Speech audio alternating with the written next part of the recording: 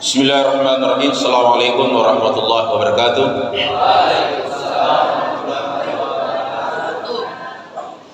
Alhamdulillahilladzi 'allama bil qalam 'allama al-insana ma lam ya'lam. Asyhadu an la ilaha illallah wahdahu la syarika lah wa asyhadu anna Muhammadan abduhu wa rasuluh. Allahumma shalli wa sallim ala sayyidina Muhammad wa ala alihi wa sahbihi ajma'in, amma ba'd.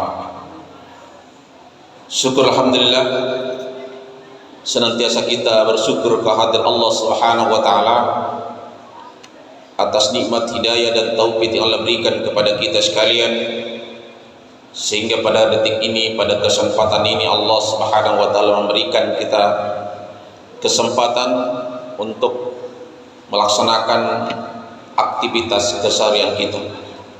Begitu juga salam dan taslim senantiasa kita peruntukkan kepada baginda Rasulullah sallallahu alaihi wasallam. Allahumma salli ala sayyidina Muhammad wa ala ali sayyidina Muhammad. Adapun judul kultum yang saya akan sampaikan pada kesempatan ini adalah konsep imtak di dalam Al-Qur'an. Dalam Al-Quran dijelaskan, ya ayyuhalladzina amanu taqullaha haqqa tuqatih wa la tamutunna illa wa antum muslimun. Hai orang-orang yang beriman, bertakwalah kamu kepada Allah Subhanahu wa taala dengan sebenar-benarnya takwa kepadanya, dan janganlah kamu mati melainkan kamu dalam keadaan beragama Islam.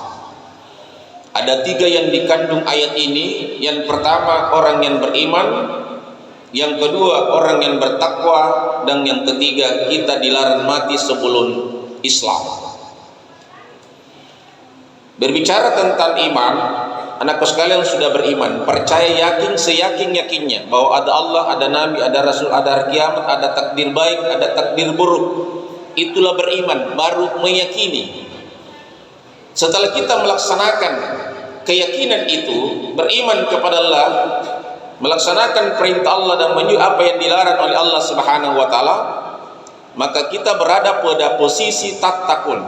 Ketika kita disuruh salat, kita salat, maka kita berada tatkun. Dan disuruh puasa, kita melaksanakan puasa, maka kita, setelah kita melaksanakan, maka kita berada orang yang bertakwa. Itu yang harus kita tanamkan pada diri kita. Maka orang yang bertakwa tidak ada dia melakukan ibadah dengan lillahi ta'ala. Jadi bukan dia melakukan ibadah karena terpaksa, tetapi dalam hatinya adalah saya salat karena kewajiban dan perintah. Yang ketiga adalah janganlah kamu mati melainkan kamu dalam keadaan beragama Islam. Allah melarang kita mati sebelum Islam. Apa itu Islam?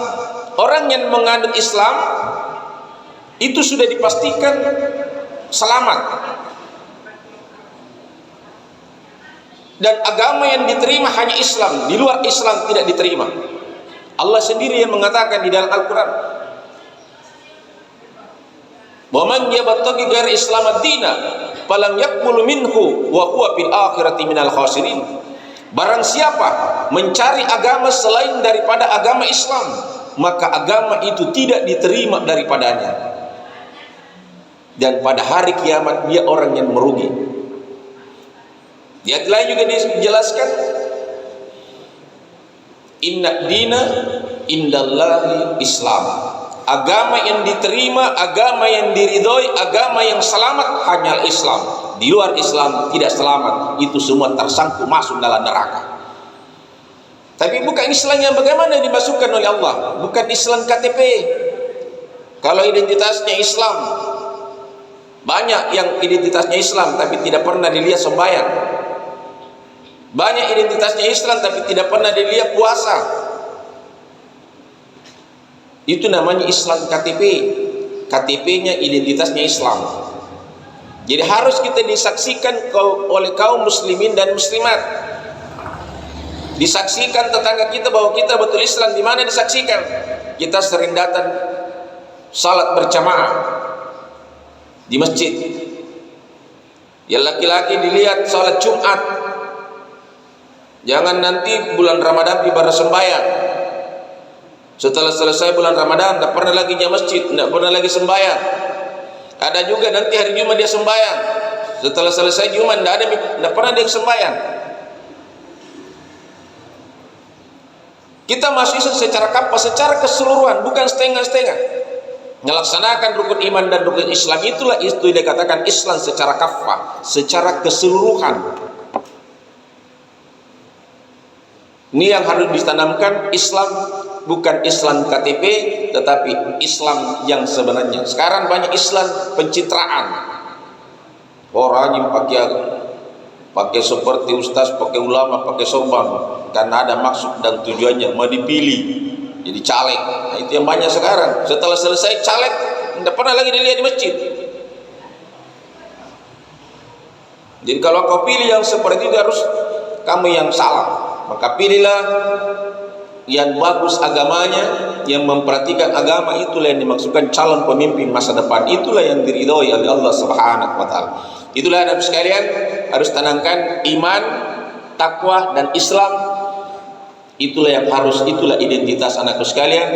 Beriman, yakin dan percaya, dan setelah kita percaya kita laksanakan, maka kita meraih yang namanya tattaqun. Demikian, wallahu a'lam billahil tariq. Assalamualaikum warahmatullahi wabarakatuh.